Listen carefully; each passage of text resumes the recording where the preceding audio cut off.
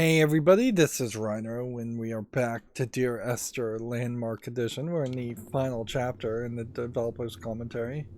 I managed to screw up getting all the developers' commentaries, director's commentary bits because I walked the opposite direction during the one flashback sequence in chapter 3 at the very end.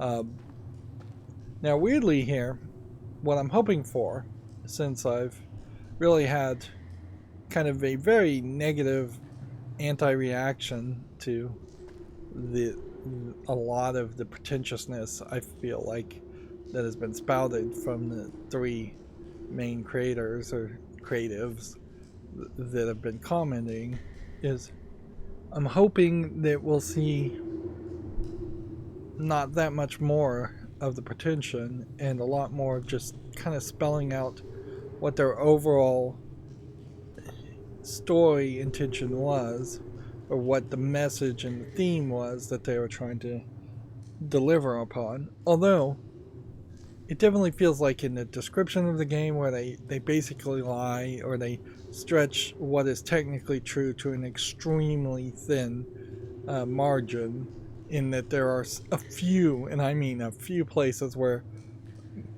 unimportant things will randomly generate, or different things will randomly generate in the same place. Um, but yeah, it really doesn't affect the story much, and the game clearly has been designed to be open to interpretation to a way too extreme amount. Like these barrels here, is this supposed to be a reference to alcohol, or are these just barrels?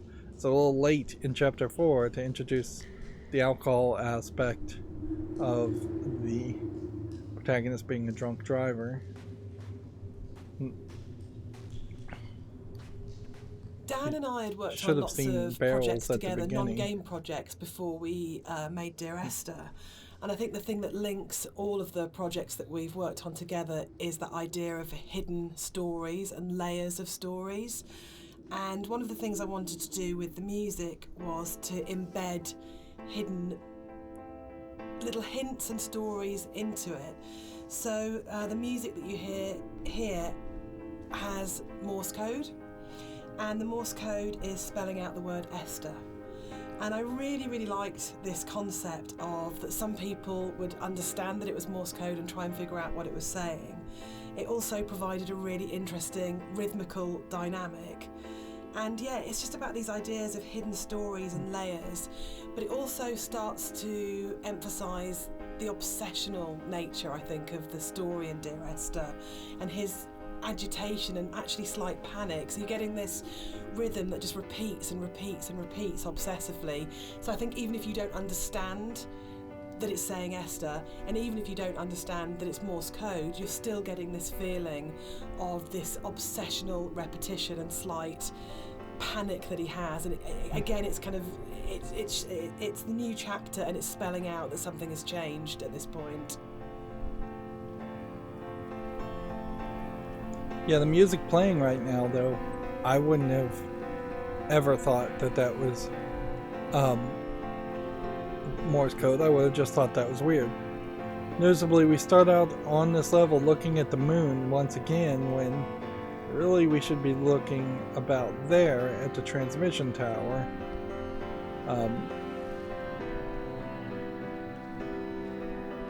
honestly, I think the Morse code aspect would make a lot more sense if the transmission tower was blinking Morse code, or if even the moon was blinking it more than the music playing it. But if you were going to do it in the music, I don't think you can have any accompaniment at all at that point. Because, yeah, this just sounds a little bit weird that I would just attribute it to being a musician doing something a little bit weird. And I would say in non-video game formats, stories hidden within stories might work very much more.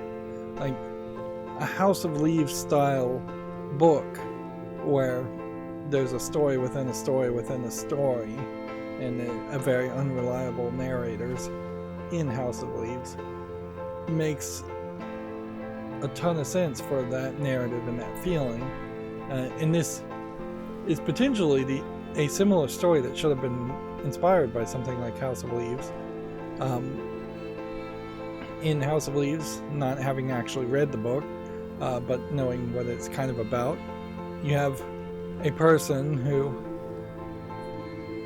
finds a house that is bigger on the inside than the outside, and then obsessively starts to investigate the house and finds like pathways to entire labyrinths and things. And the book itself just has extra secret elements to it. Thus, the book is a house made of leaves. Leaves being a artistic way of describing wood pulp turned into paper to make the sheets. Yep.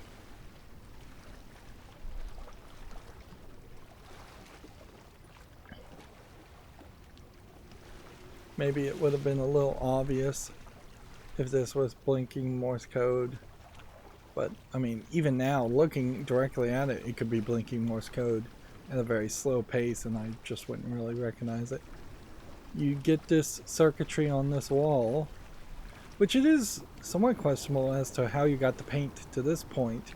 If there really is only one path that the main protagonist has ever walked, then the paint here would have been difficult to bring the paint through the cave, through the water, although it seems pretty obvious that you could have just ridden a boat around this side. It is kind of crazy that you don't ride a boat at some point here in the story. We're still looking for the last urn. It's probably the level which has changed most from the original mod. I think it's much bigger than the final level in the mod. And one of the major changes in there is in the original mod, the whole side of the cliff face was covered in painting and writing, and a lot of that moved inside to that corridor in the caves where it's really obsessionally painted on. And it was really, we spent so long on that because we were trying to get it looking right, because it's one of those really interesting examples where I loved the image and the idea that you've got this guy painting the entire side of a mountain with words and symbols and things. But it was really interesting when it went into the rebuild, it just never worked. And I think it was because the environment was so crude in the mod that those symbols and that painting became the focus of the level, and it changed the feeling of the level completely, when actually that just wasn't something we could realise in any way, that not even technically but just didn't artistically look and feel right. And I think probably sort of retrospectively looking back on it, that's about the sort of the sophistication and the subtlety that then came into the art, rather than just being, this is literally just a canvas that we write words on, to actually the environment telling its own story without the story being literally painted on it. Yeah, it was very difficult when we were experimenting with that to kind of like make it not completely unreal. Like, I think for me it was kind of, I wanted to kind of bring the player a little bit back into reality after the caves. And I think with having those symbols everywhere, it was kind of pushing them out a little bit. So I think what we came to, the kind of compromise we had, it was kind of a nice in between. Yeah, it didn't feel like a compromise to me. It felt really? like, Cool. it felt like it didn't Good. work, but it kind of. But those symbols were coded, like there's the hill in the background when you're standing right at the end of the boat and you look back and you suddenly realise that the shape of the mountain is the shape of a woman lying on a side asleep. And that, I remember seeing it for the first time around and going, it's saying the same things, but it's saying it in a much, much, much subtler way than in the initial layer. But it was definitely challenging going back to how do you have a deep, complicated, subtle art style but still manage to have something which is very sort of stark and symbolic laid over the top. It was much more challenging. Yeah, and I just can't agree with any of that at all. Like, first of all, I'm highly concerned that the people in the director's commentary here are not the maker of the mod, and that the original creator of the mod has been effectively silenced and overspoken by this developer's commentary. But even if that's the case, then there's just no reverence for the original version of the mod that was so popular in the first place. But just artistically, it doesn't make sense to be brought back to reality in this final chapter. This is where it needs to go off the rails. It needs to just build up tension and build up action all the way to the end and the resolution. So having a falling coming back to reality, calmer, less crazy visuals in the final chapter is just not, in my opinion, what it should be. And it certainly makes more sense why you'd have like a broken pier here if this whole wall was supposed to be painted in text.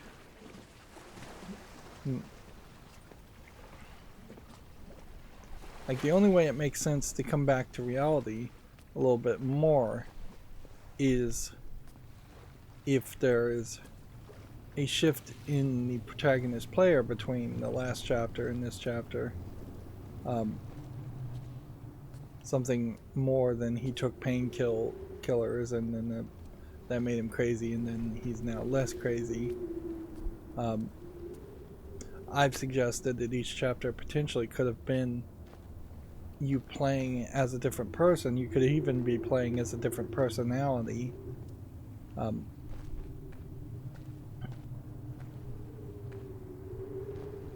These red lights are going to be easily confused for commentary nodes. Also, and we're still looking for the urn. But I would say this whole section being made longer is also a problem too, in that it stretches a kind of boring section out and creates falling action that just doesn't need to really exist, compared to the reveal and the flashback of the car crash. Like, something needs to effectively happen here to continue the revelation that there was a car crash and Esther died here, instead of just ruminating on it and taking a slow walk. And theoretically, I would think the protagonist should just, for the entirety of the chapter, have one long monologue as he walks to the top and as he explains his way of thinking and his determination to jump. At some point, if you just now have figured out that Esther died, you kind of need to go through all 7 of the stages of grief, and you're going to have to go through it very, very quickly from the beginning of this chapter to the end. And yeah, that'd be a tall order, which really highlights that you should probably have made a revelation about what happened slightly earlier in the previous chapter, so you could be through at least half of the stages of grief by the time you start this level to get to acceptance, to getting to suicide. I think one of the most fascinating guess things for me arguably about planning this suicide director's commentary is not has been that a in stage of previous grief. years, when It's all the avoiding 3 of us grief. have talked about Dear Esther, we've talked See, now about this the sucks because I'm going to have to walk interpretation through of the this and it's player. just going to start the But whole actually going through commentary this again. together, post having made it, we're still surprising each other. Okay, that works. And I think that's really, really interesting for me, because it shows that we left interpretation for each other and that we trusted each other actually just to get on with it. And because we each brought our own special and unique contribution to the game, we didn't have to, in a way, talk it to death or say you have to justify every idea you have or talk it to death or explain it. That Rob's idea that the island is very tainted and corrupt, and my idea that Dan didn't know that the whole level of the caves is a birth metaphor. I think it's really amazing that we're still finding out things about the game that we didn't know. I think it was nice when I came onto it, because Dan was basically like, he gave me a bunch of materials, but he left me to my own devices for a lot of it, and we kind of like, I finished a level and Dan would play it and give me some feedback, but he was very kind of like hands off at the beginning, which was really nice, kind of. So a lot of my interpretations just came through that downtime where I was just kind of like going off and doing my own thing. And so yeah, it's like interesting to hear Dan talk about it sometimes, because like, there's some backstory that I've never even considered before.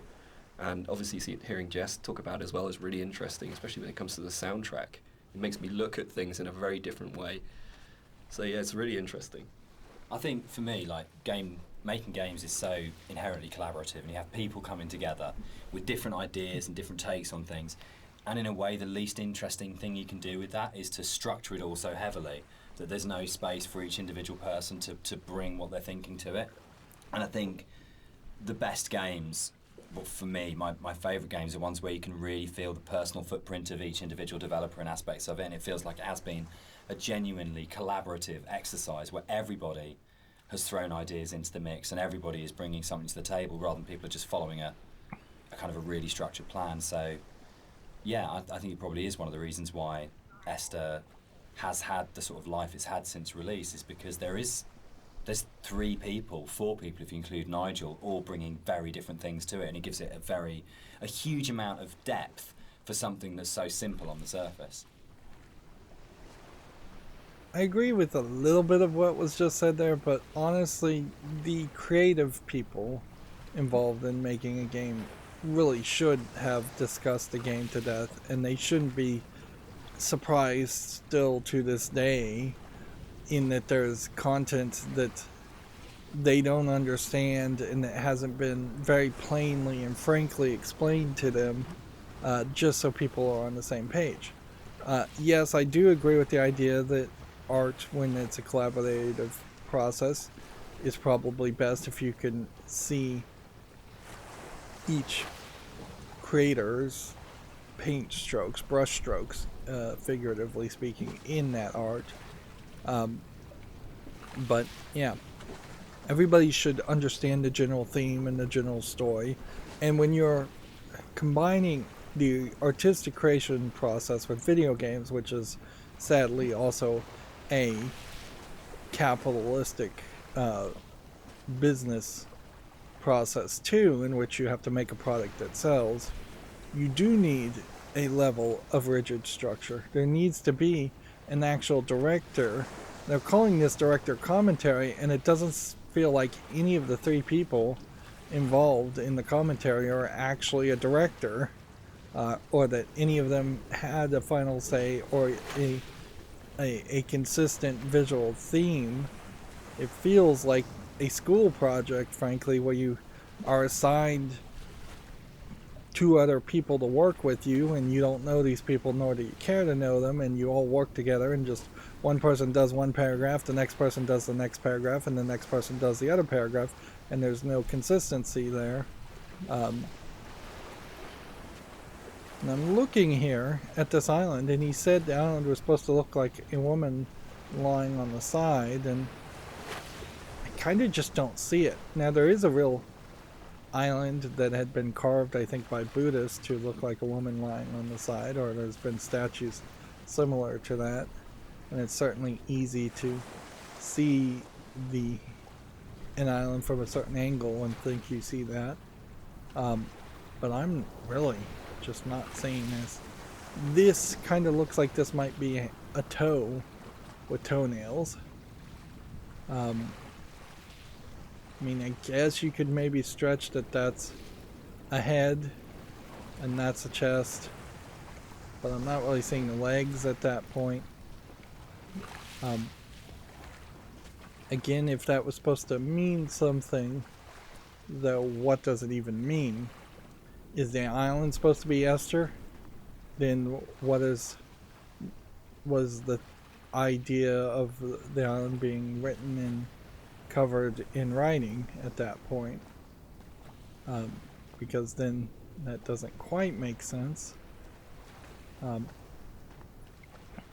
if Esther is the island, then Esther, it's very hard to say Esther is dead at that point in this imagination.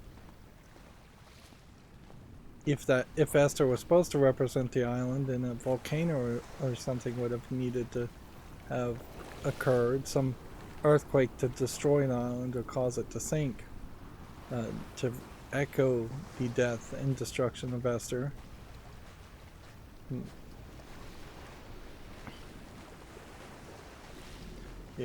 If they had heavier emphasis on the island actually representing Esther, then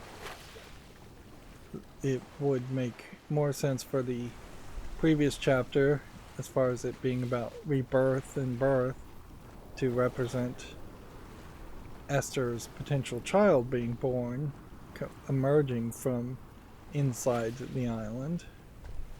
It doesn't make a lot of sense that Paul Jakobson would be emerging from the inside of the island.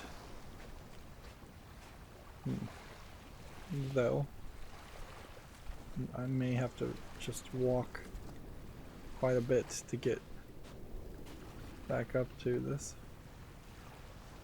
So you have a little pattern of rocks, and maybe that's supposed to mean something, but like everything else, it really just doesn't.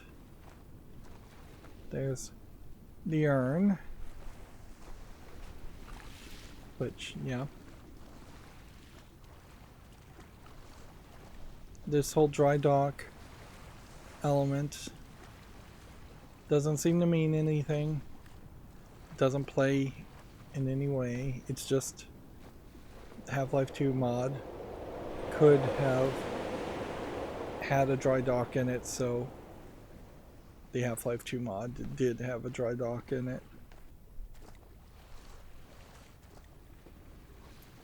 Now that we found the urn, we found the only thing in the level, so it's now just running towards commentary. And we'll probably listen to some commentary out of order here, but it's not like it really matters.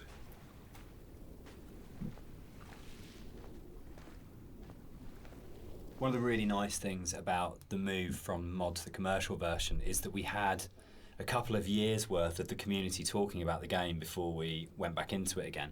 And one of the things that I read on a forum was that someone had constructed this amazing version of the story where they'd decided that the narrator was Paul. And I hadn't thought of that. It was never part of the original writing. And I thought, that's so amazing that as a writer, your audience can find something in what you're doing that you hadn't thought of. So it was really important when we went back in to record the additional set of voiceovers. I thought, I absolutely want to do this. I want to take this idea that's come out of the fans and to run with this and to add an entire new sort of stream of story in there. So we added in a couple of cues within the fourth level that intimated much more strongly that actually Paul wasn't this other character who caused the accident, but actually you were responsible for everything. But again, it was then trying to find that balance of not overcooking it, so you weren't led to that idea, but just if you happen to have the combination of just a couple of narrative units, then you would possibly come to that interpretation. But it was really amazing to be able to say, it felt like giving something back to the fans that had enabled us to make the remake in the first place. And it's always a lovely moment as a developer to be able to recognise your fan community and kind of say, thanks, this one's yours, this one's here for you.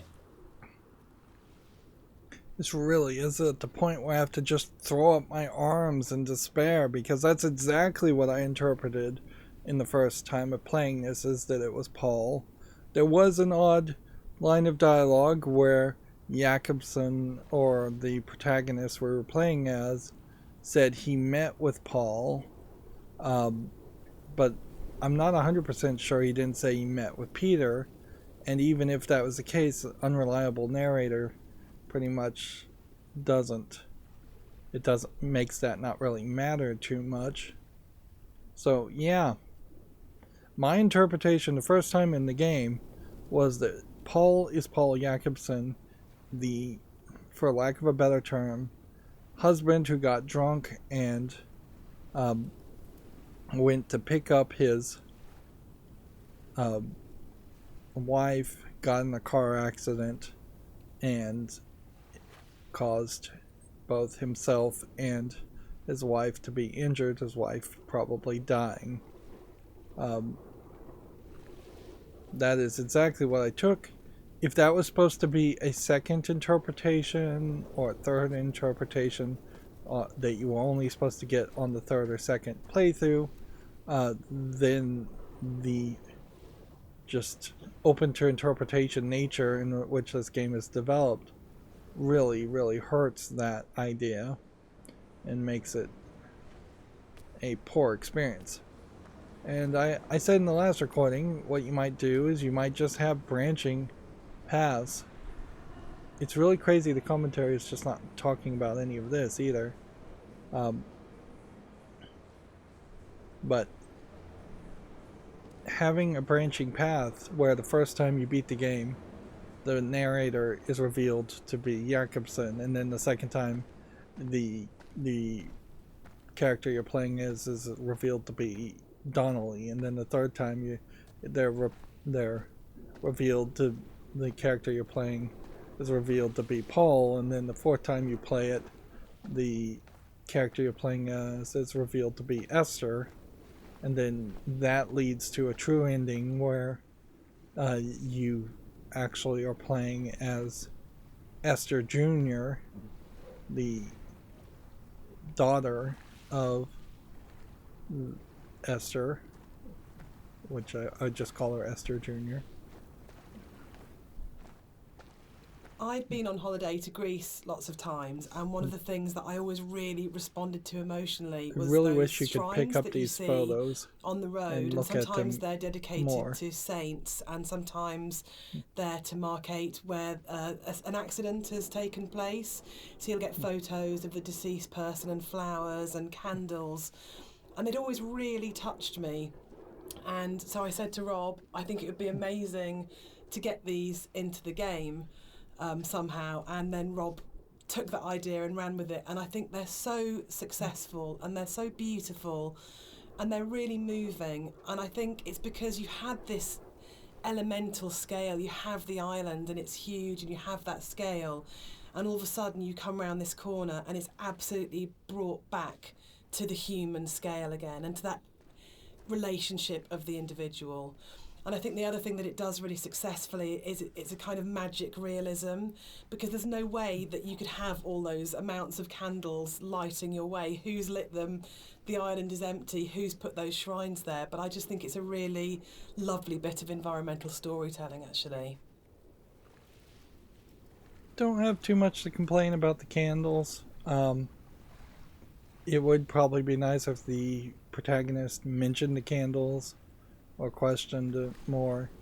It also, particularly at that one spot where you're finally seeing the car crash and you're seeing that the candles are being connected as a vigil to, or as almost like a prayer candle in Catholicism towards the death, which, yeah, it would make a lot more sense if there was a little wooden cross next to each candle, or if there was even a stone, almost like marker gravestone to each candle that it was sitting on top of, because then that would integrate better into the religious angle of this game, that might be an interpretation of a little bit more if all of a sudden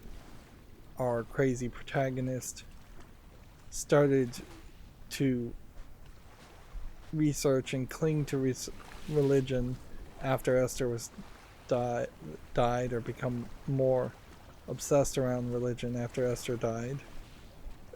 You could show it more that way. You could have had a Bible, for instance, in his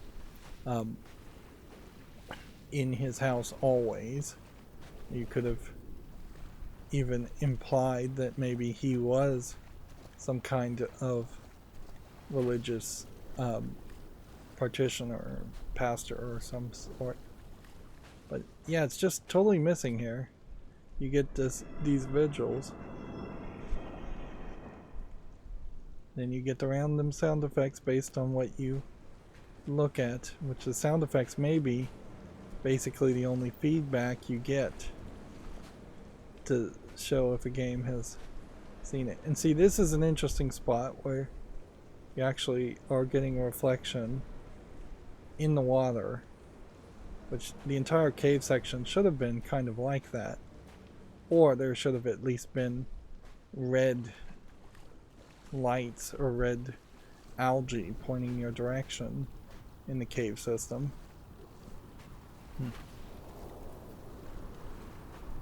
Yeah, and I would have kind of hoped for a commentary saying, hey, this one's backwards, so you can see it in the reflection of the water, even though I'm not sure, even if it was reflected in the water, it's actually the right way around. It actually isn't.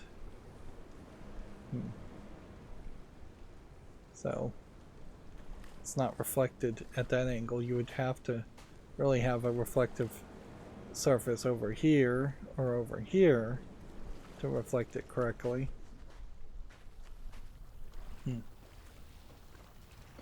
Which that may just speak to too high of a level of craziness of the protagonist trying to paint something backwards when he needed to actually flip it.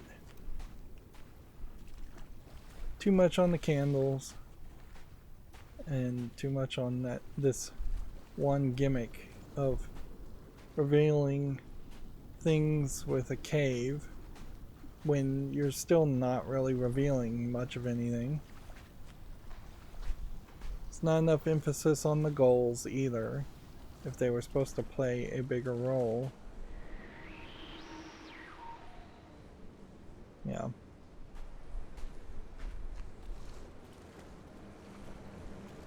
Each of these caves could be a revelation that would have inspired a long monologue of your main character. But, I mean, I literally just finished this game earlier today, and I don't remember a single thing that was said in this chapter of importance.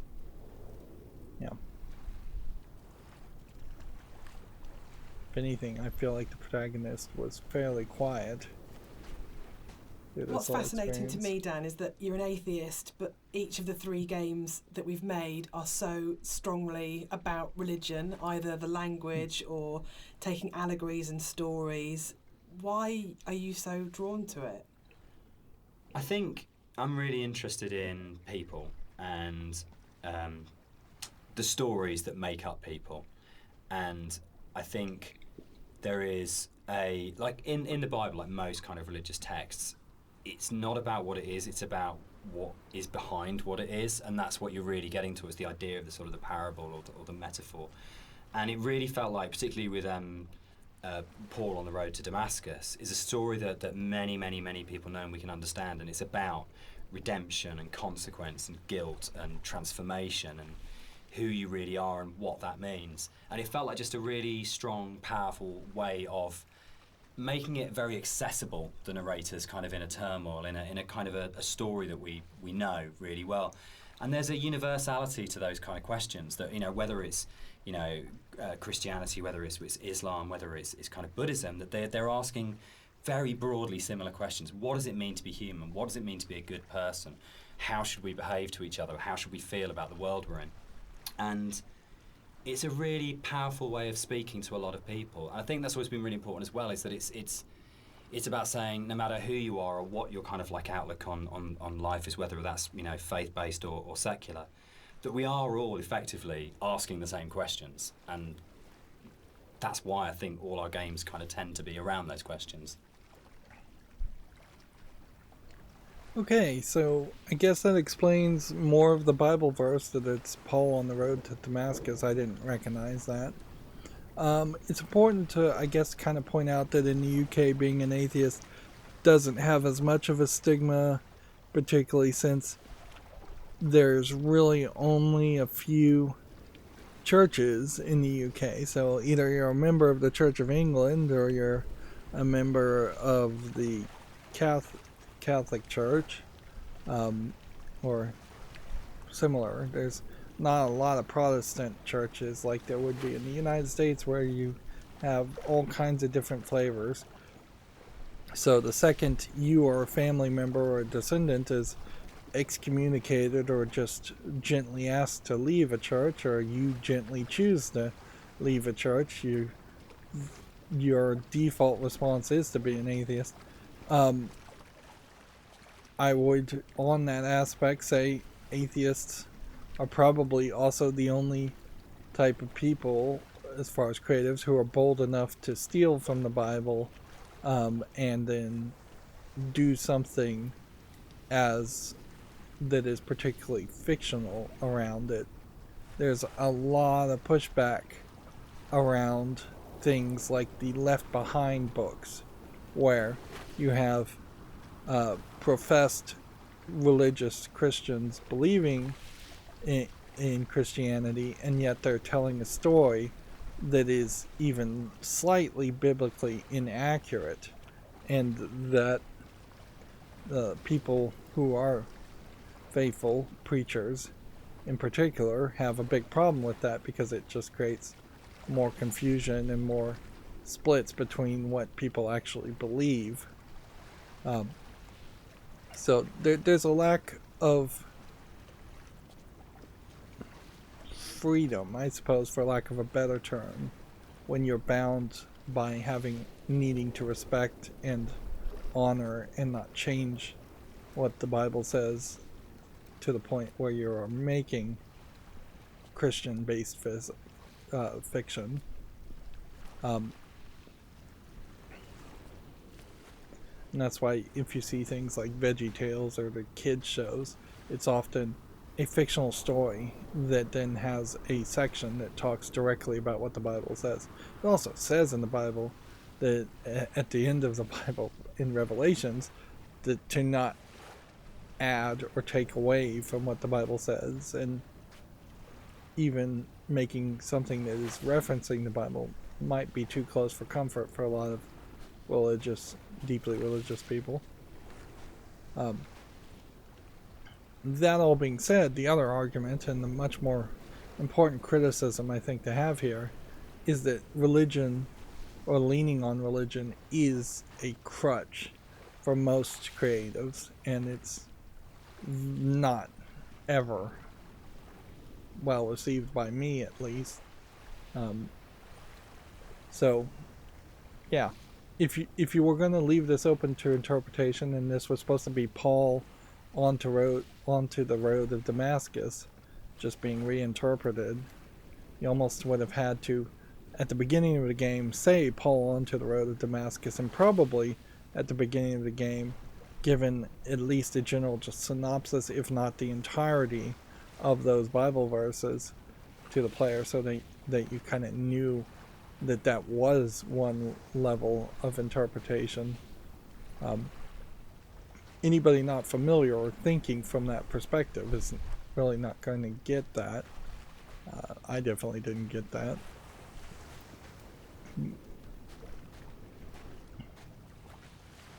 So yeah, but yeah, I think it's best not to touch upon religions.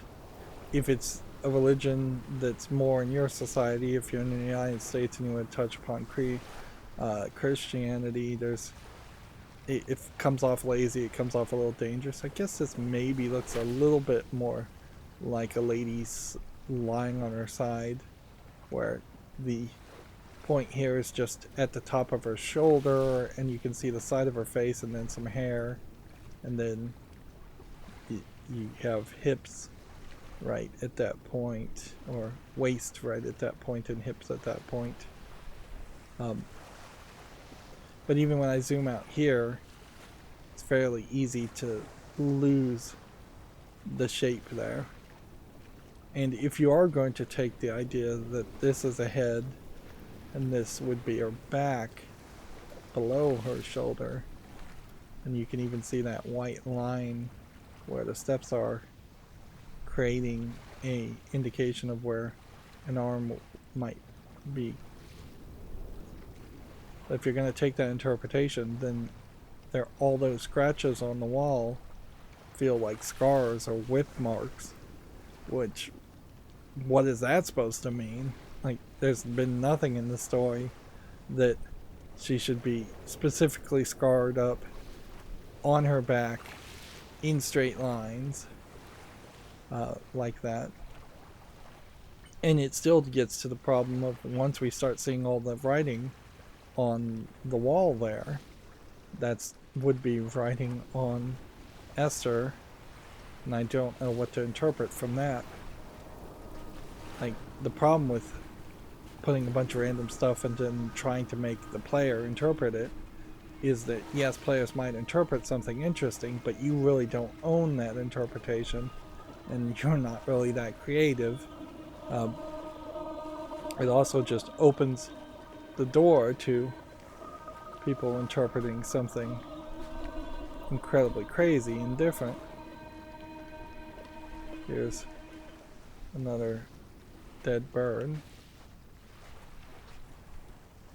Which, yeah.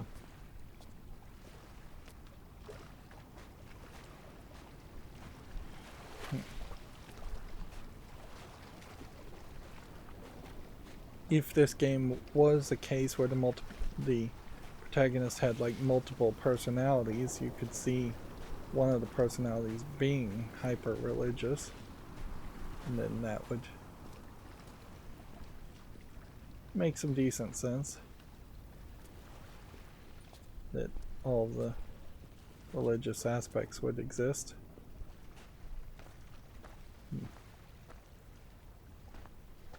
At a certain point, though, maybe the story should be interpreted that the religious aspects are some kind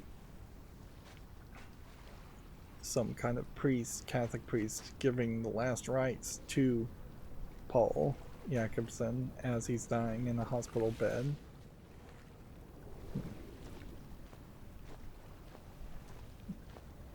Is Dear Esther a depressing game or a hopeful game? For me, it's kind of like a mix of both, really. I think, like, my interpretation is kind of like, always feel like kind of depressed when I think about the kind of turmoil that this guy's been going through for God knows how long, and the kind of environment he's been in, and, you know, all these events surrounding his story. But for me, I always feel like a little bit hopeful at the end. You know, the conclusion just feels like a relief, and like this is kind of all ended in some way. What do you think, Jess? I think it's a game about acceptance, and I really like that. And I think it's telling that a lot of people with mental health issues have responded really positively to the game, and we get a lot of emails and letters from those people saying that it's helped them through a really difficult time. And for me, that's because it's about the struggle of being human, that it's hard and that we love and that we grieve and we lose, but we come through it. And those things are what makes us human, that it's transformative and that the pain is part of life. And that's a really beautiful message. And I think that's what you do so well, Dan. That's what you write about. You write about what it is to be human. So, Dan, you wrote it. Without wanting to cop out, one of the things about writing it that I really wanted to do was to make something that people could take and could own, and it would be their take on it. And their interpretation of it mattered in a way that mine didn't. My job was to give them the architecture to interpret in their way. So I think that is a cop-out. I do. I think as a writer you always have. Yeah, I think it's redemptive. But I don't think the redemption is as cut and dried as it's all okay at the end. It's not okay at the end. But there is a release, there's an escape, that bad times will happen, but they will end. And they won't always end positively, but they will end. And that's I think, the redemption of it, of saying that this things are never easy. This too shall pass. This too shall pass, which my mum always says, you know, and I think that's probably the motto of the Chinese room, yeah, actually, absolutely. isn't it? Like, I don't think it's as kind of openly positive as, say, Rapture had a much more strongly positive end. I don't think Esther has. I think it's much greyer than that. But I think fundamentally it's about coming to terms. Yeah, I couldn't really disagree more. I don't see how this story is about acceptance. You have a person jumping and either fully jumping into their insanity and turning into a bird, or magically turning into a bird by transforming because they walked this journey, although really there's nothing in the dialogue saying that they went through any kind of mental journey or emotional journey there as much. But yeah, the most obvious interpretation here is he kills himself or he dives directly into insanity. At no point does it feel like he accepts the death of Esther and then moves on with his life and continues living. Even being transformed into a bird is not moving on with your human life. It's escapism. It's escaping to a different life. I walked back on the path because I thought I might have missed something. And yeah, I just don't really see any real positive ending here. The main trick you could have done here is you could have had it randomized, and sometimes he jumps and he splats, and sometimes he jumps and turns into a bird, and that would be a pretty big, impactful thing. Weirdly, having even one suicide, even if it's a big narrative part, would get a game rated, I think, minimum M for mature by the ESRB. So you might avoid doing that, although being a UK company, maybe they wouldn't care as much around that, and being a Half-Life mod originally, maybe people wouldn't care. But I just don't feel like there's a positive ending on this at all. I also have a slight question that I would like to know as to why they named their company the Chinese Room when they're a UK-based company. That seems going for the... what is the phrase I'm looking for here?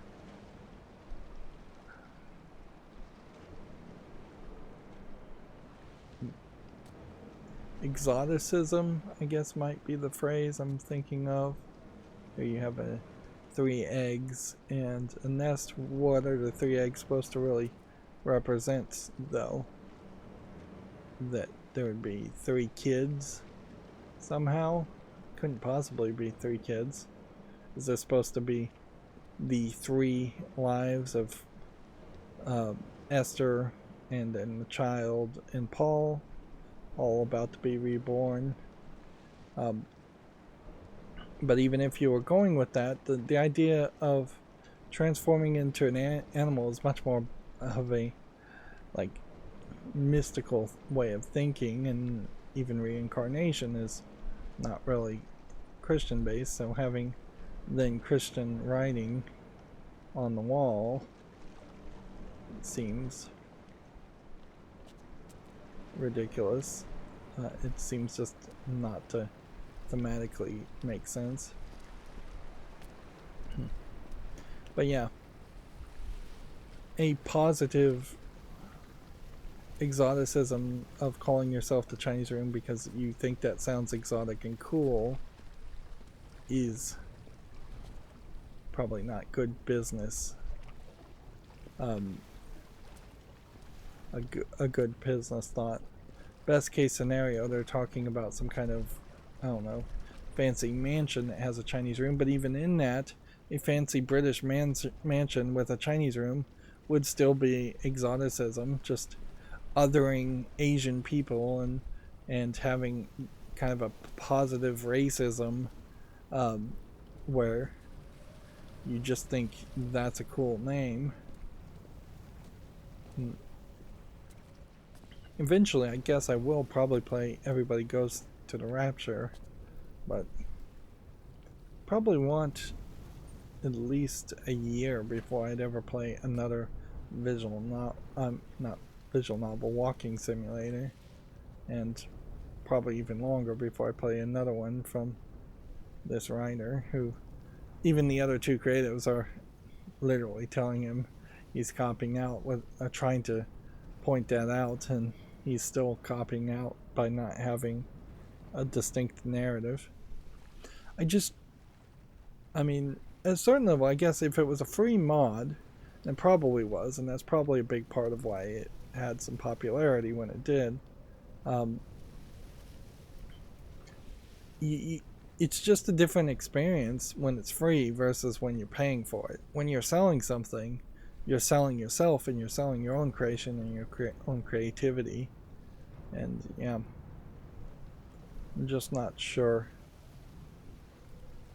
Yeah, well, I am pretty sure that that's not what this game really is. He's not selling an actual story. He's selling a blank choose your own adventure book with just a few words filled in on a few pages. And weirdly, for the achievements, it looks to me like I've only done 48 of 59 director's commentary, which that sucks because that inherently means that I might not be able to get all the director's commentaries and get that achievement. And if you can't get all the achievements on Steam, then the game won't be highlighted on your Steam profile, which is the only thing that Steam does when you do get all the achievements, which is basically nothing and a waste of time. So it might actually be better if we end this chapter and I'm missing more than 2 director's commentary, because I know where 2 are. And I missed them in the 3rd chapter during the flashback, in which they actually just showed you the car wreck, which arguably you should be seeing the car wreck all over the place. In this case, there should be paths with roads instead of the beach just being a beach, or you should be seeing the car wreck in the sky, replacing the skybox even, just full break from reality. There's really no reason at this point for it to not be super crazy. Although, if I don't get all the director's commentaries, then it's actually very nice, because then I won't bother to play the game a 3rd time to try and find what I missed, and that'll just save me time in the long run. So, Dear Esther is the first walking simulator. How do you feel about Walking Simulator? It's the first game called a walking simulator. I think I took offense to it retroactively. I think you could name some earlier games. But I think actually I don't mind it so much now. I think the fact that we have kind of taken ownership over it, like that genre has been kind of made our own by not just our game, but like a bunch of different games have kind of embraced it. I don't know, what do you guys think? I'm still really confused about the need to categorise in games, probably more than any other creative industry, and I think it shows that games have a long way to come in terms of how we describe an experience. So I do agree with Rob that it's really positive that we reclaimed Walking Simulator, but I still find it reductive, possibly, as a term. What about you, Dan? I think for me, it's people want to know what they're buying and what they're getting into, and I think it's so people understand what a walking simulator is now, in a way that if it was like first-person adventure or slow-moving, not very interactive, story-driven games, they're all sort of really very fluffy. But I think if you buy a game and someone says it's a walking simulator now, you've got a pretty good idea what you're getting. And there's Gone Home, Firewatch, Stanley Parable. There's so many other really good titles that kind of fall within that group of games out there now, that it does have an identity, and I think that's the really good thing about it. I mean, when Esther came out, there was literally nothing. We had no idea how we described it or what we called it. We actually struggled with that quite a lot when it came to marketing, and sort of ended up being sort of like a ghost story, because it felt like it was the closest thing we could get. But it feels like now you can make a game like this and you can say it's a walking simulator, and people will know what it is straight away. Yeah, I think that's the nice thing is there's a whole group of games out there now that quite comfortably put themselves into that category. And so it's like, if we were to come out before and just said it's a walking simulator, people would have been like, well, that sounds terribly boring. That doesn't. Why the hell would I play that? But now people kind of are a little bit. Seek them out. Yeah, now people are kind of familiar with what that means. The people out there who actually seek this sort of stuff out, and it's kind of really cool. I mean, me myself, I would actually do that, use that as a term to search. But yeah, I mean, it's a very simplified term for what our game is, and there's obviously a lot more to it than walking. But I think when you look at other genres, they're also kind of very simplified. First-person shooter, role-playing game, It's to me it doesn't seem as bad as any of those other things.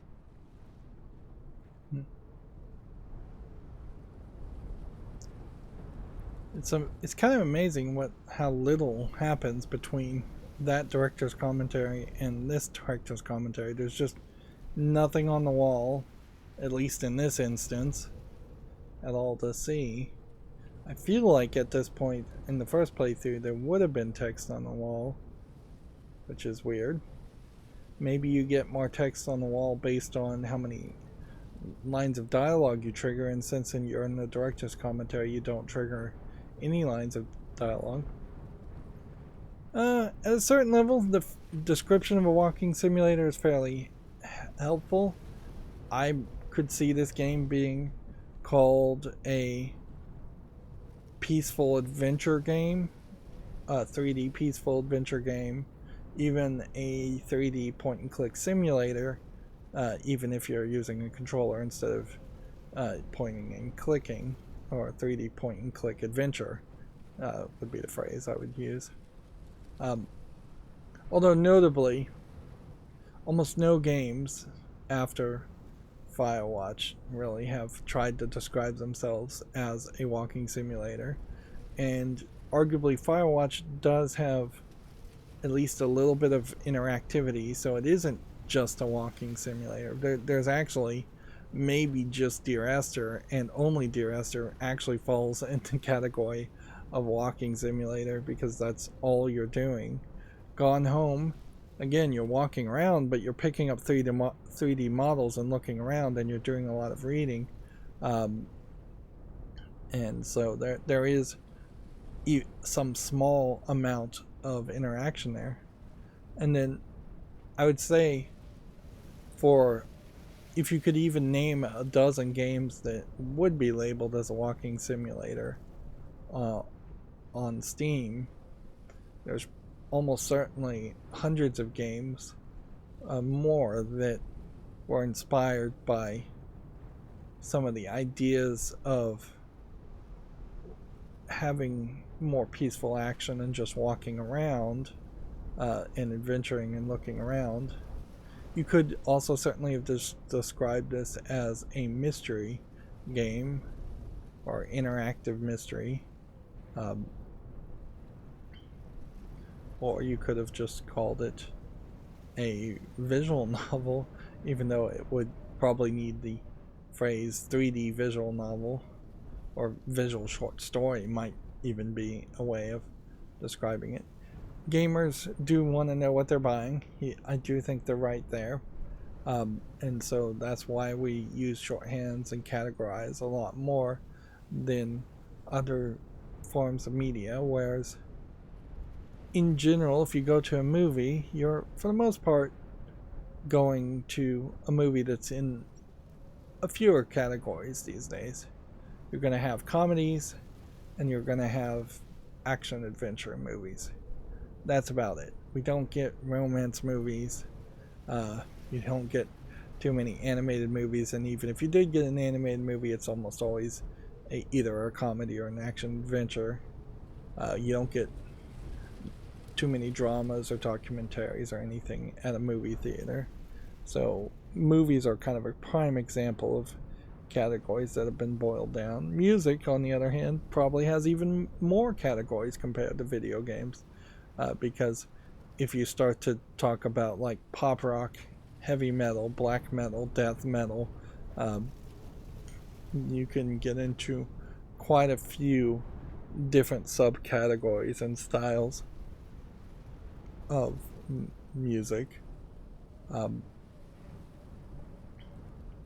But yeah, walking simulators as a phrase was used as a negative connotation of games, cheap games that weren't interactive, games that weren't polished enough by most gamers' opinion, and maybe we just needed that insult word. Like, it's a funny argument to say that sometimes just to convey your intention, your feeling, your experience, that languages need insult words. and probably more descriptive ways to insult things, to criticize this game, calling it a walking simulator, is shorthand, but it's a very valid shorthand. Like, what hurts this game is a lack of interactivity by some large percentage. Of course, the other thing that hurts it quite a bit is just not having a narrative to lean back on to say, well, the story's really good, but it is a game where you just walk around. Whereas I can say that about Gone Home, I can say that about The Vanishing of Ethan Carter. Firewatch is on my personal blacklist because they threatened to DMCA PewDiePie even though they never did it. So why would any YouTube content creator or content creator in general ever cover a game where one of the creators threatens to DMCA somebody? If they'll DMCA PewDiePie, they'll DMCA anybody, regardless of how you feel about PewDiePie. Which gets back to the game Trauma, which I would suggest people play, but probably aren't going to find too much footage around it. I think Trauma, with its 5 chapters, does a much better job with the music and tells almost the exact same story better.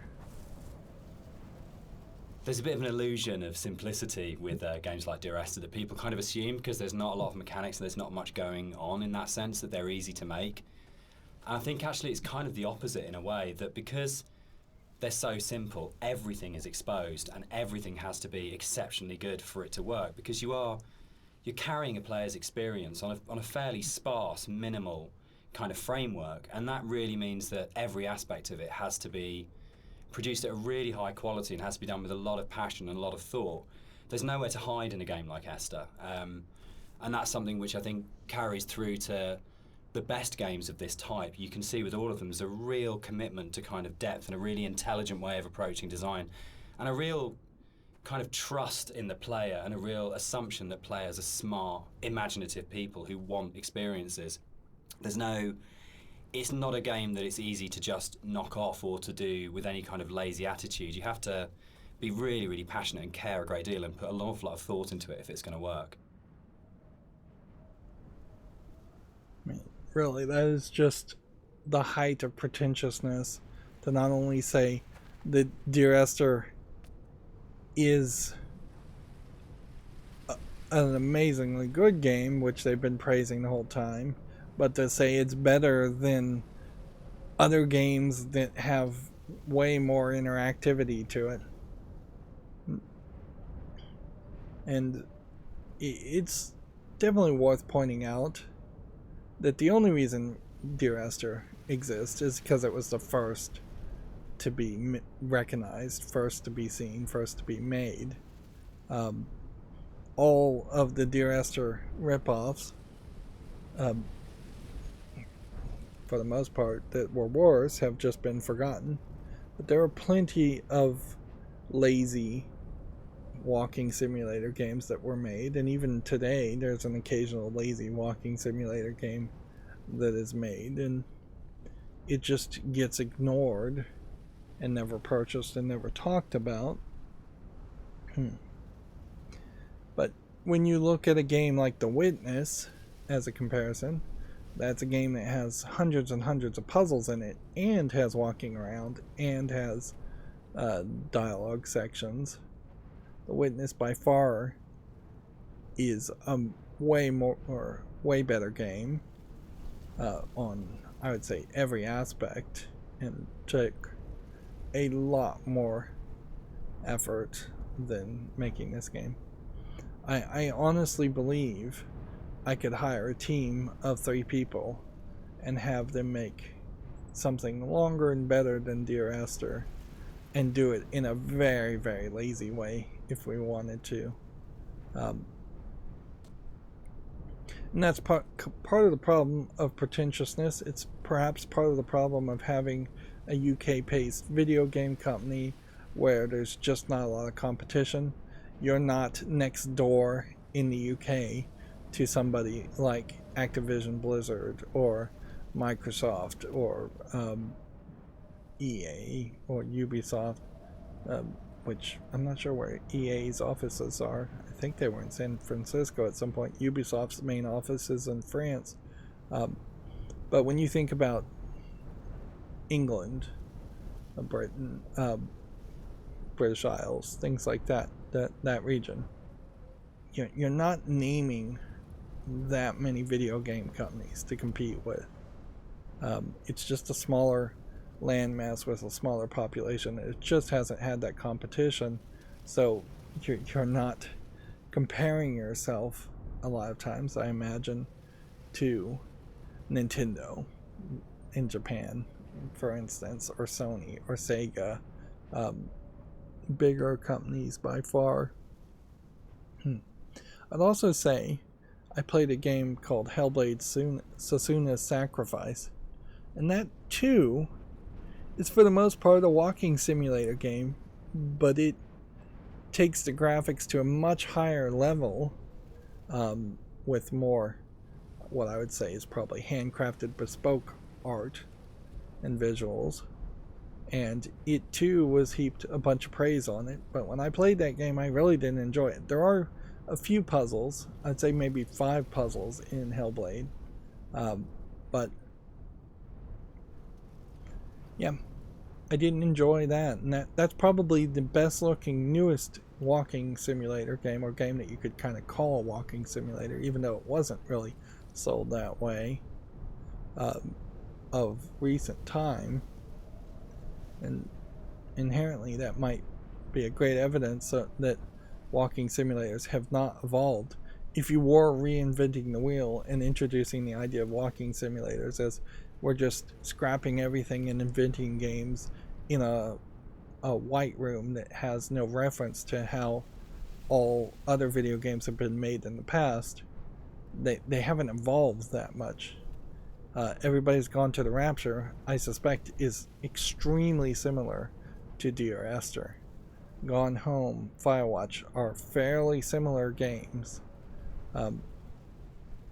And yeah, once you start to evolve a walking simulator, very quickly it stops being a walking simulator and it becomes something like The Witness, which is a puzzle game that just happens to have a open world 3D environment and walking.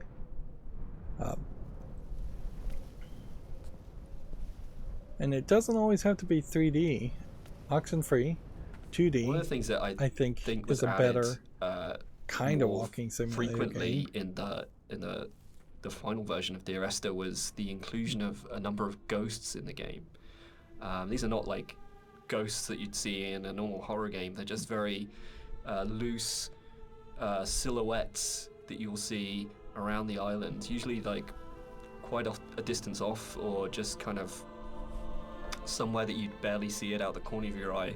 I think this is a good example of where it's kind of really in your face, and these are kind of just something that we put in to kind of not just bring some unreal elements to the island, but something supernatural as well, something that's kind of beyond this world, something kind of unsettling. And yeah, we've a lot of effort's been put in to make these things very subtle. I didn't really want them to be like, I didn't want it to be a ghost story, so to speak, but I just kind of wanted to bring some of this supernatural element into the game, and this area is probably one of the most prominent because you can see it just before you go down into the gully here, and I think it's really one of my favorite scenes just because of it being so spooky, so unreal, and so interesting. I didn't see a ghost. I didn't see a ghost the first time. I don't see a ghost the second time. Part of the problem certainly here is that I have 3 monitors turned on. So there's, even with all the lights turned off in my room, unless I had cranked up the brightness, I may very well have just overlooked it. But to add something so subtle that twice in a play through 2 playthroughs I don't even see it is kind of ridiculous, and it speaks to a certain visibility accessibility issue at that level. Like, and generally I just don't think I can agree with adding Ghost at the last second in the Landmark edition when it wasn't originally there, because then you're just once again perverting, for lack of a better term, the initial intent of the story, as much as the initial intent of the story would have been to have a open-ended, open to interpretation experience, based on a few prompts that the game originally had and the mod originally would have had. To then add prompts and change it is something different. See, this was the point where we jumped off and the game just reset me, which is weird, because then you're just at that spot where you jump down.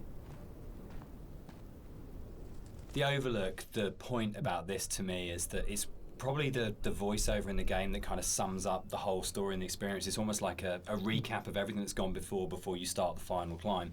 And you know it's that pause before you're going to start the final climb and before the game's kind of builds to a climax. But you can also see the whole level, and it's like the idea that you are standing looking down on your own journey, a bit like the idea of your life flashing before your eyes, or sort of like seeing your body but having an out-of-body experience at the moment of death.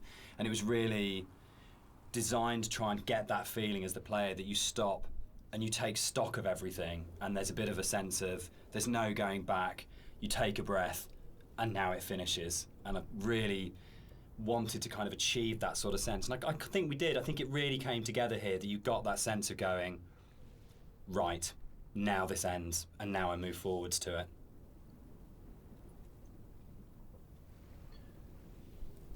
This is a bad angle if you're supposed to be seeing the silhouette of a woman in the wall here. The fact that you can jump and not at least get an achievement for that is weird. It was about this point that I realized that all of the flowers are 2D, to the point where maybe the flowers should just be glitching and disappearing. Yeah. I think the overlook, the point about this to me is that it's probably the voiceover in the game that kind of sums up the whole story and the experience. It's almost like a recap when of everything that's gone before you like start the getting final over climb. it with B'nai you know it's that Fani, pause before you're going to where start the you final have climb and before the game's deep philosophical kind of, monologues play as you're climbing higher and it's and like higher. the idea that you are I mean, standing that's looking an down on your own example journey, a bit like of making a game that's a climbing game, before your which eyes, isn't or too sort of different like from a seeing your walking body simulator, but having an out-of-body experience at the moment of death. And it was but really having a lot more designed to gameplay try and get that feeling as the player around that you that stop concept. and you take stock of everything, and there's a bit of a sense of there's no going back. You take a breath. A lot more challenge in getting finishes. over it. And I really wanted to kind of achieve that sort of sense, and I think we did. I think it really came together here, that you got that sense of going, right, now this ends and now I move forwards to it.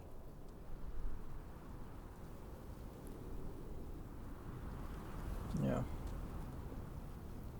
Feels like there should be something here, but there really isn't.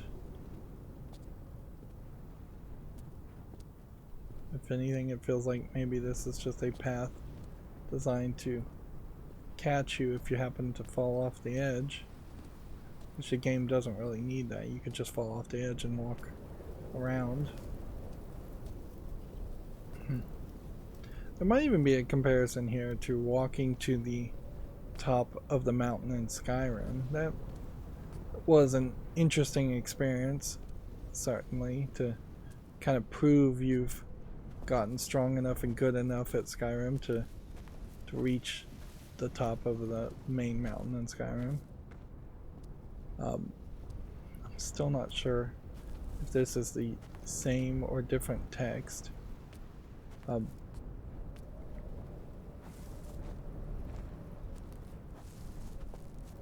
The overlook also, I would say, probably would have been better if you could overlook the entirety of the island and see your entire journey and see a part of the caves and see the beginning point of the game. The buoy that was blinking is long since gone,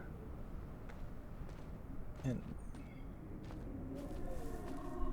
the idea of reading all of this is still really difficult,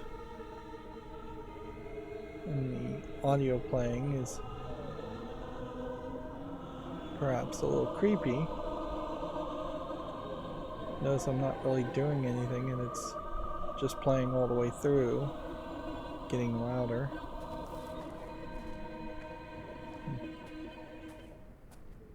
Until you leave that section. So at a certain level, I almost wonder if there are spots where you can stand to get certain audio as a way of finding secrets. It'd be hard to even really identify a ghost or recognize a ghost when you have so many trees and things clipping through the walls in this last section anyways.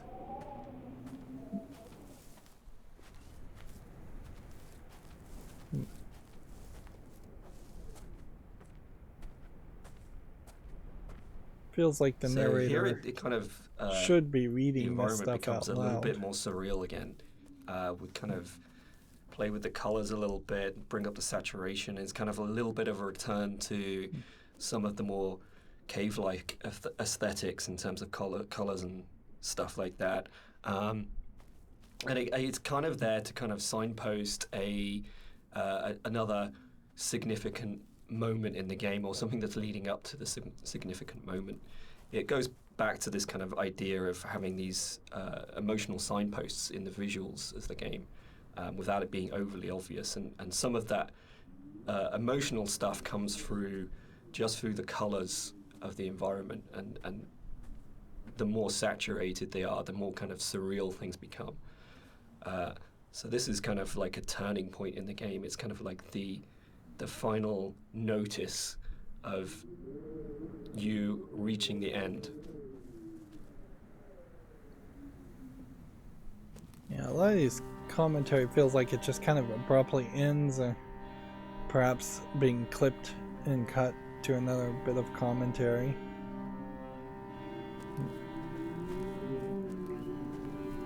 It definitely feels like there's just less writing here, but it doesn't feel crazy enough for what this is, or what this is supposed to be. It almost feel like there should be earthquakes and that there should be rock slides as the island is falling apart. Then maybe that would even encourage you to move as fast as possible, even though the game doesn't really give you an ability to move faster. It would be, I guess, an interesting twist if at the final ascent the game actually does speed up your walking speed by just making you feel like you're running at that point. I think it's important to point out here and make a comparison, though, from walking simulators to something like Myst, because inherently Myst existed way before the phrase walking simulator did. Myst takes the idea of an interesting island and then other interesting areas to look at, and dialogue and narrative and story, and does a way better job on it. And even compared to Dear Esther, the most recent game made by Cyan, the company that made Myst, would be it'd be Firmament now, but I want to talk about Abduction, their previous game. Abduction is a kind of simplistic game in that it scales back the puzzles. There's basically one puzzle game mechanic in all of Abduction, and you just do it multiple times. And then there is interesting different worlds that you visit, 4 or 5 of them, which would equate to about 4 or 5 chapters. So pretty much from Myst 1, which was originally like an Apple II almost slideshow power card, I believe was the name of the... No, HyperCard was the name of the program. The original version of Myst was that, just a 2D HyperCard Apple II product, and Myst has just been remade and resold and remastered so many times. You've had the original Myst, then Myst for PC, CD-ROM, and then you would have Real Myst, and then Real Myst Masterpiece Edition, and then Myst Masterpiece Edition. They've remade and remastered it multiple times, on top of which they've made Riven, the sequel to Myst. Myst 3 was made by Ubisoft, Myst 4 and Myst 5 also published by Ubisoft. I think Myst 4 was made by Ubisoft. Then Cyan went quiet for probably well over a decade plus in not making anything, and then came back with Abduction, and most recently has made Firmament. And in my opinion, that's the way all games that have been sold as walking simulators really should have been made, that there should have been a little bit more interactivity, and there should have been a puzzle. Gone Home would not have been a worse game had there been even a simplistic, just like combination lock where you had to find certain numbers throughout the house to find the combination. Firewatch would have, I imagine, been better with more interactivity. This game obviously would have been a little bit better. I mean, you could straight up have this game just pop up a dialogue choice as far as what do you feel like the ending of this game means. What is it the closest to your interpretation? Was it this or this or this at the end? And that would potentially be more interactive to a point where I'd enjoy the experience more, particularly if they then tried to make you justify why do you believe this or this. If you could say, here's Esther, Paul, Donnelly, and Jacobson, move these names into these different descriptions and see which one fits for you. That'd be very interesting. You could even have a Telltale game like experience there where your interpretation of this game gets uploaded to a server and you can see how other people played the game too, instead of potentially a game like this having to be discussed. And playing this in 2023, I would basically have to find some old post on some old forum to see people discussing what they think the ending of Dear Esther is, just to, for the most part, assume most of the people are completely wrong and that my interpretation of my experiences is the true and correct one, even though other players may have had different experiences. At a certain point, if this game is randomizing what you're experiencing, that too should probably be highlighted and shown in a recap at the end of the game. That would definitely have encouraged me to want to play the game multiple times. If all of a sudden they said you saw 9 ghosts out of 9 when or you saw 0 ghosts out of 0 in the first playthrough, then I would have a reason to want to play the game the second time. Looks like we're going to get quite a bit of commentary right at the end here. The music that's playing here is a repeat of another cue, and originally we hear it played on the piano, and the string quartet take on the piece here. And it's one of those really nice instances where we were in the studio and I had this idea of how it was going to sound, and I thought it was going to be quite full and rich and, yeah, full-bodied. And then one of the string players said to me, this is wrong, actually, for what we're playing. And they said, let's strip out all the vibrato, let's play it in a really Scottish, plain style. And it absolutely transformed that piece, and it's one of the really special things about being a composer, is that you get to collaborate with people who come fresh to it. So you have this preconceived idea of how it should be, and then they say, no, why don't we turn it around and think about it like this? And it absolutely fits and works for that scene, because what we're getting at this point is a sense of fragility, of an ending, and it's almost reminiscent of a funeral procession. It's slow and it's dirge-like. But yeah, it was just a lovely moment where they gave something of themselves, and that's what's amazing about working with live instrumentalists. You're never going to get that from a sample. Yeah, I'm not really going to say anything negative about them using an orchestra. I kind of like that idea. It probably blows the budget quite a bit, but whatever. I can hear a little bit of rattling. I wish the commentary would comment on what this is. Whether this is supposed to be, I don't know, some kind of water well, or if this is supposed to be the entrance to some kind of shelter or some kind of building. It really doesn't feel like it really makes any sense or connects to anything. The whole chemical stuff doesn't feel like that gets fully played out, because you would almost think that there was a solution here, that some kind of research and chemical aspect is happening here, and that maybe there would have been some kind of cure to some kind of disease that you might have thought Esther had.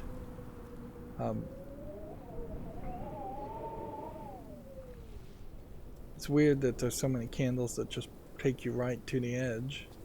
Again, just inviting you to jump off.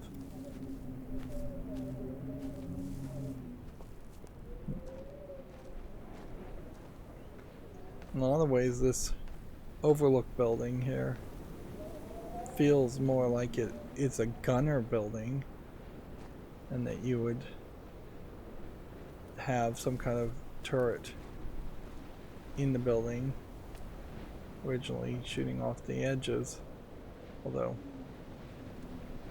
the age of it doesn't make a lot of sense there. This being set in the UK, though, you could certainly have remnants of World War I, World War II in the game, and it wouldn't really have hurt anything.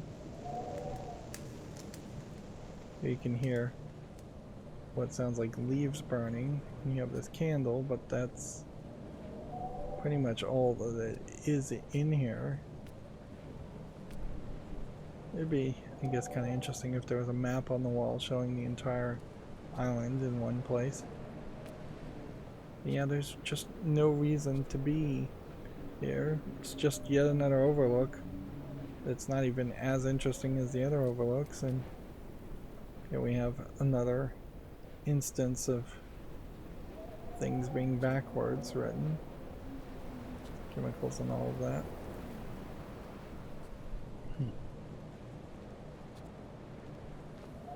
But you can see in the commentary, none of that is important at all. The important part is just going through this gated fence, which again I'll say, the whole game could have been way more interactive. There could have been more gates like this, and you could have had to have found checkpoints to open the gates or keys to open the gates.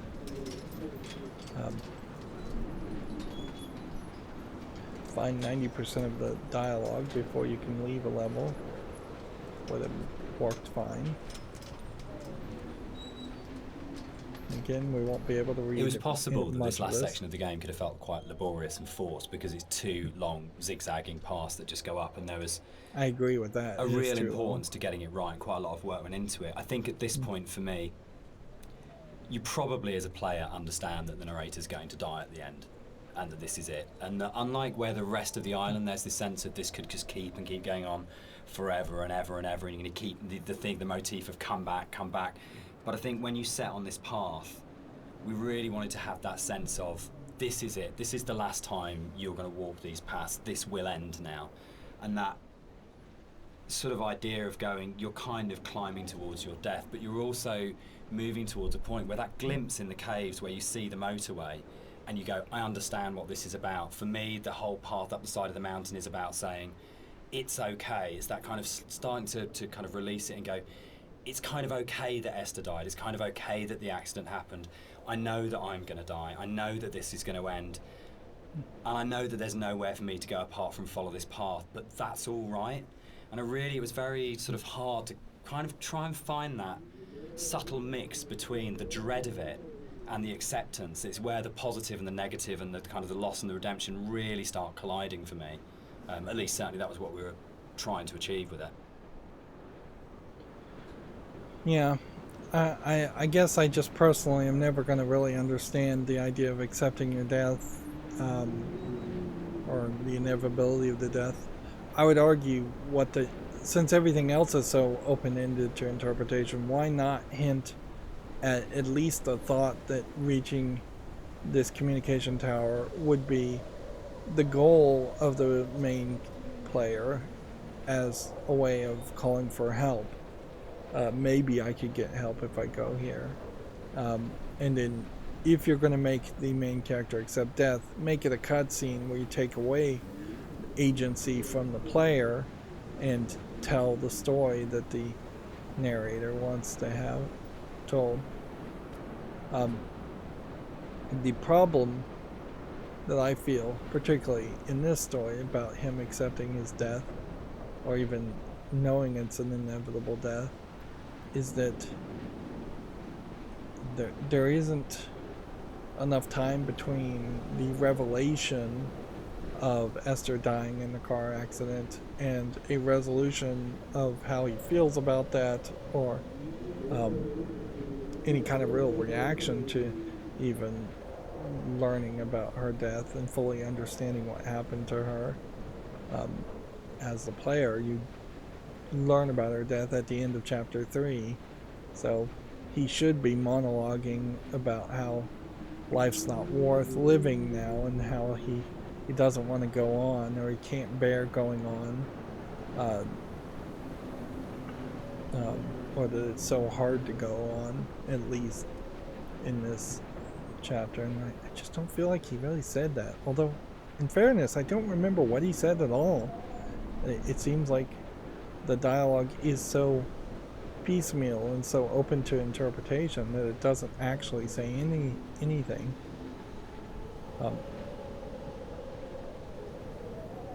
You could also have had a aspect where it felt like Esther was calling him and that he was crazy and that he was hearing her voice telling him to climb to the top. With the climb being quite a poignant moment of the game overall and of the story, it was quite a difficult task to try and make that climb still interesting and not too laborious, because it's kind of this zigzag up there with nothing really. There's no real environment. You just kind of have the sea on one side and the cliff face on the other. So there was quite a lot of work that went into kind of building up this feeling of tension as you're rising and kind of making this moment as poignant as possible while still making it interesting. So a lot of effort was put into building up this weather, building up the winds and the swaying of the grass and kind of the volume of the soundscapes and everything mixing together with the music, and just kind of visually really trying to make this a tense moment. And I think it's hopefully been pulled off all right. And you'll notice when you get to the top, this kind of tension dies, and that's very purposeful. You'll see no more wind. It's just kind of like a symbolic thing where you're coming to the last moment, the point of no return, and that's been very deliberately designed that way.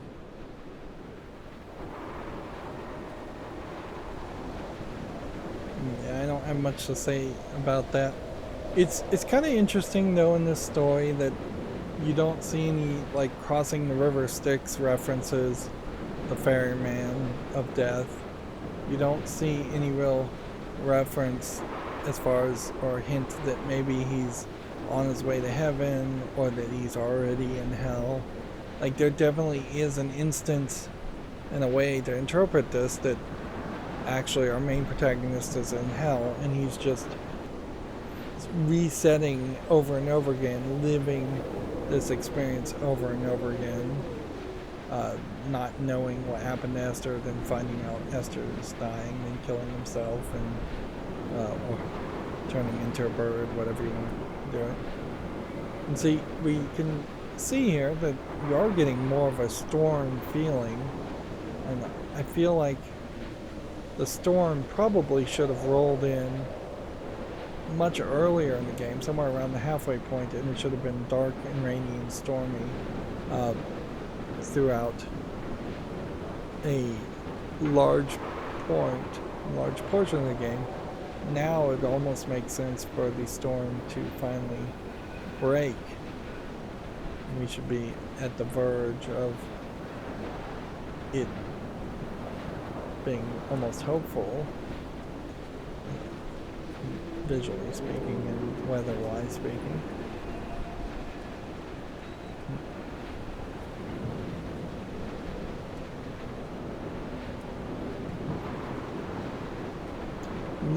A lot of games like this would have different endings where you have just a simplistic multiple ending choice right at the last second. That's a gimmick that would have existed almost certainly when the original mod was made, and even when the original commercial version of Dear Esther was made. It's not something that gamers really love, but it is a way to have one more thing to sell your game on and potentially encourage people to play the game a second time. In this case, I think it would make a lot of sense to have one ending where you enter this fence and then you have a cutscene, and then you would have another ending where he turns around and walks back down the area. Weirdly, I think I may have missed yet another cutscene, director's commentary, unless it's hidden somewhere, because I have on the achievements unlocked 56 out of what I think says 59. So if there's 2 missing in the 3rd chapter that I know about, that leaves me with 1 missing in the game I don't know about. Which, yeah, I would generally guess that's probably in the first chapter, if I missed one anywhere. You might even think that there might be some new secret revealed in the locations of each of these directors' commentary to make a pattern of some sort. Although the game doesn't really have a consistent pattern that you're even looking for. If it was, say, something simplistic like a circle or a triangle with a circle, then looking at this and seeing a circle and a triangle would be an interesting reveal for the director's commentary aspect. But yeah, if you were going to get a different ending to the game, me taking these first few steps should trigger that ending. Still a lot of glitching when we're coming up and down areas.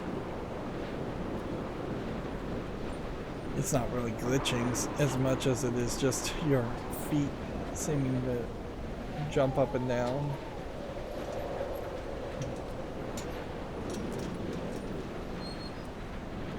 And it's fairly shocking. I have to say that it's taken an hour and 40 minutes for me to get to this point, because I really should have been able to run to this in about 20 minutes. And then there's basically nothing on this side, on the other side of the island that you can see. Arguably, maybe the game should actually have nothing there, more than just what looks like skybox and maybe a little bit of foliage just on the outside of the outside of the fence, hearing different sound effects.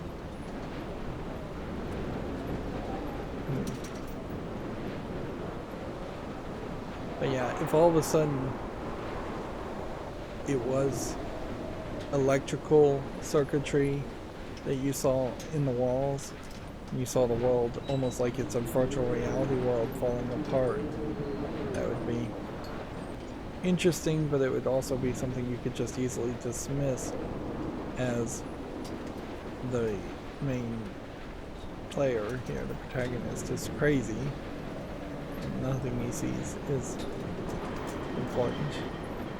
Weirdly, they've bent over backwards to make this game feel too realistic in all places, and then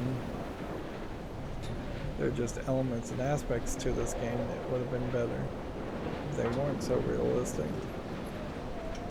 It almost feels like you're looking at a spaceship up there, see? But yeah, there's not been any space aspects here. But yeah, when the fog clears here, looking at the top here, there's clearly something that looks like a beam here and here, and it's not connected to this transmission tower. Weird.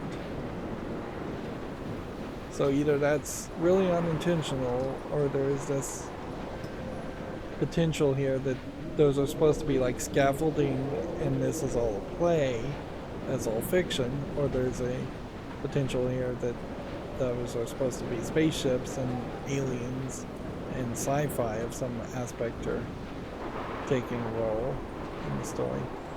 So where's this point where it takes control over? It's probably right as you cross the gateway. Nope, it's the last step. We had a lot of debates, didn't we, about the ending of the game and whether and the that player triggered should a retain control or whether it was cutscene, okay to go to a or cutscene at director's this point. commentary. I personally Both, don't mind actually. it. I actually actively like it because I think it works really well as a metaphor for loss of control at that point. Dan, I know you're not as keen. Yeah, I'm not. I would have loved the player not to have had control taken away from them, but to me it was a balance between two evils. The evil of having a cutscene I hate and the that evil it of the fades player to accidentally black falling here. off the ladder halfway up and destroying the ending. And then you Yeah, I fade agree. back in. I think we tried a few different things, and the tech at the time just wasn't the ladder tech. And then at it the time fades to just black wasn't there, again. So, and the other thing for me was pacing. It was making sure all the music, the voiceovers, the timings, and everything were perfect for that final jump-off point, and just letting the players kind of noodle around going up a ladder for what may have been like 7 minutes because it's a tall tower was kind of an impossible task.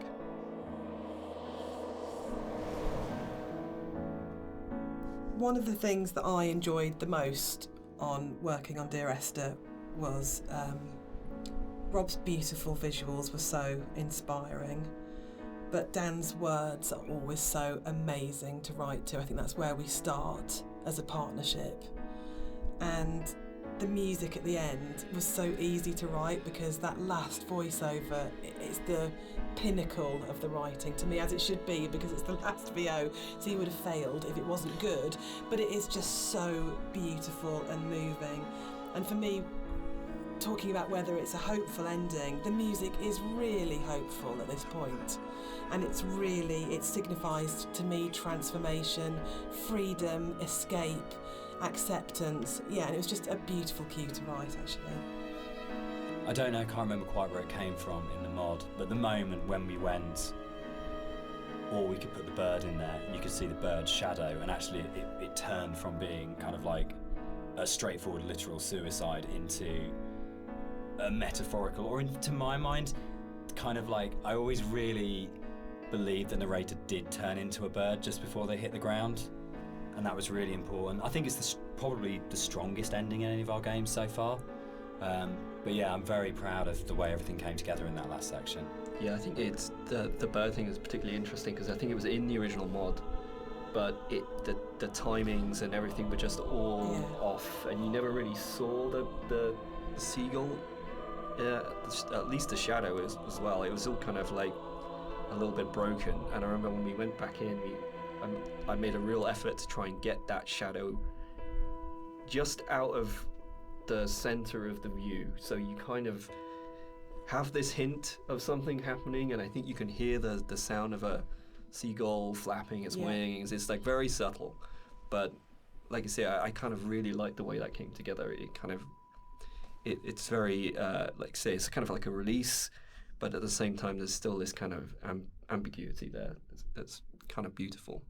And I'm really proud that I got the monitor in at the end for an ending of, it goes into the hospital monitor signifying the flat line. And I think it's one of those moments where you never want to be so clever that people notice it and it takes them out of the moment, but it just flows in through the music, and it just feels like everything comes together at that last point. That last VO, Rob's amazing visuals and the music, and it feels like a really, really strong and beautiful ending. And then in the last second, Nigel Carrington's delivery of just those two words have come back, where he just pitch perfect. Yeah.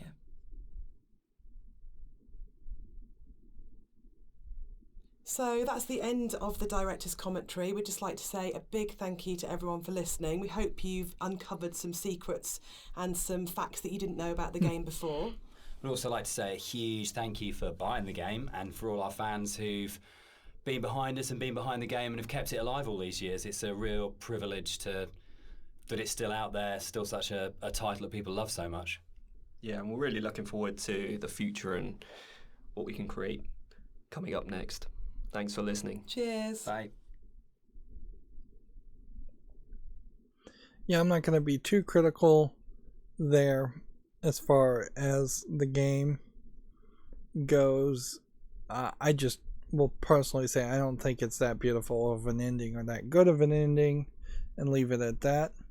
Now, if that last director's commentary is the 57th of 59 director's commentaries, then I know the two I've missed. But yeah, this is probably the game that I have had the most negative reaction to as far as the director's commentary, in that I just don't agree with the attitudes and what's being said.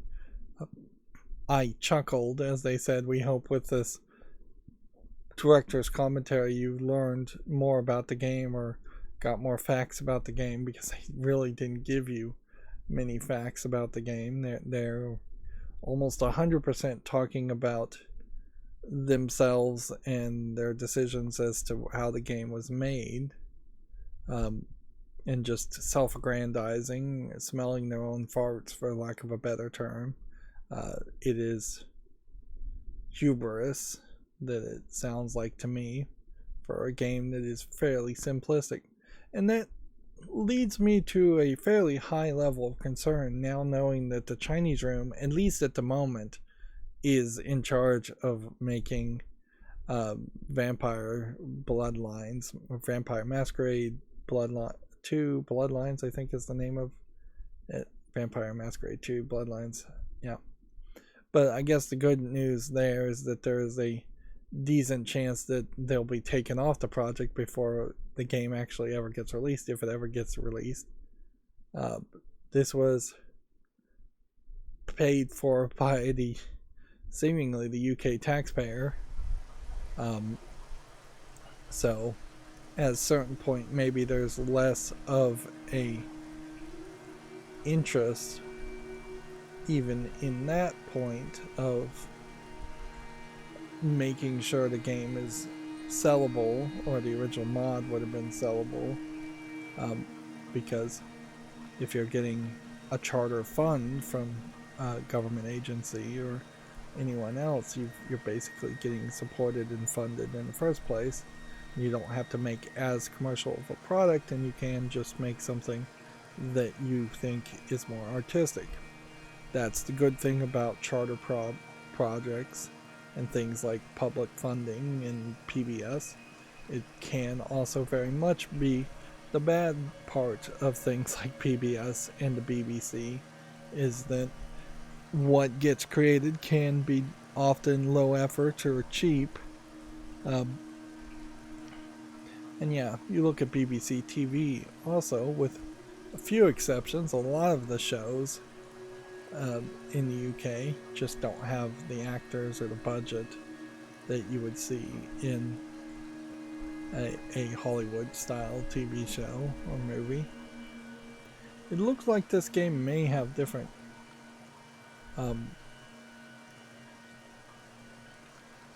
different backgrounds. It feels like if I was to hit resume here, this is probably just going to resume me at the very beginning of the 4th chapter. Yeah. So weirdly, I think I probably have missed one extra director's commentary. Yep. And that kind of sucks. I also don't like the fact that the mouse doesn't disappear when I hit the controller, but for the menu it's not that big of a deal. And I generally don't like the fact that when you come to a menu, some games put the mouse cursor in the middle of the screen, wherever it was previously being ignored. Well, that's going to be it for my coverage of Dear Esther. We've managed to make 8 episodes out of a game that probably could have been 3 episodes otherwise.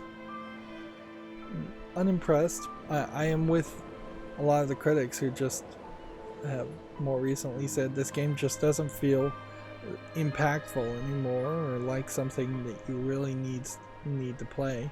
Where I would heavily recommend Vanishing of Ethan Carter, Gone Home, and I definitely would recommend other games that are somewhat like a walking simulator, but not really walking simulators, like The Witness.